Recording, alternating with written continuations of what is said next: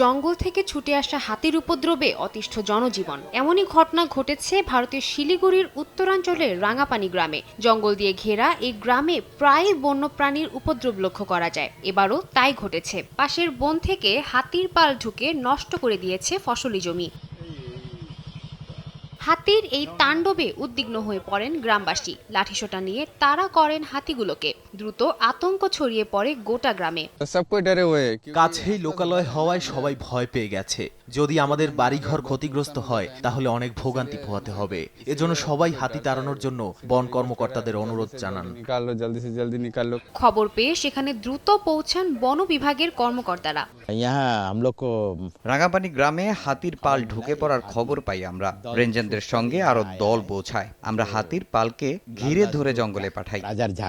অর্ধেক পাউডারে দ্বিগুণ উজ্জ্বলতা। নতুন রিন অ্যাডভান্সড অর্ধেক পাউডারে দ্বিগুণ উজ্জ্বলতা।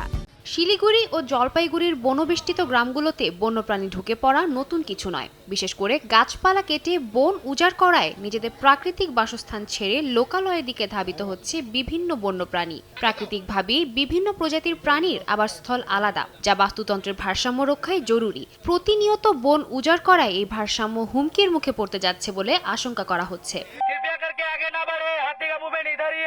সাদিয়া তাসনিম, সময় সংবাদ।